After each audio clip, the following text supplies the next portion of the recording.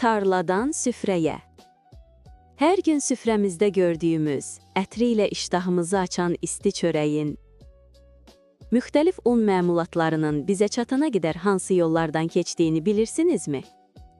Hər şey payız fəslində tarlada başlayır. Payız aylarında traktorlar vasitəsilə tarlalar şumlanır, torpaq havalandırılır və yumşaldılır. Torpaq hazır olduqdan sonra toxum səpən maşınlar işə düşür və buğda toxumlarını torpağa səpir. Maşın toxumu səpdikdən dərhal sonra üzərini torpaqla örtür ki, quşlar onları yeməsin və külək sovurmasın. Bitkilərin sağlam inkişaf etməsi üçün tarla vaxtı-vaxtında suvarılır, gübrələnir və zərərvericilərdən qorumaq üçün dərmanlanır.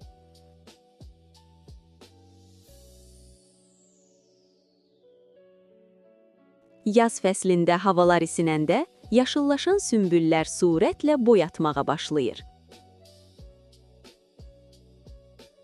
Yay aylarında sümbüllər tam saralır və quruyur.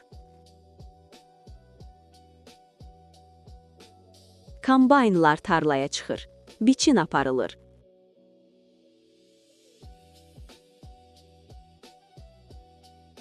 Buğda dənləri sümbüllərdən ayrılır və yük maşınlarına doldurulur. Toplanan buğda dənləri dəyirmanlara daşınır.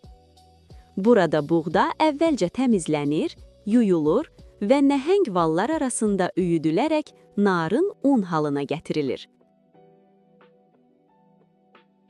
Hazır un çörək zavodlarına və qənnadı fabrikinə göndərilir.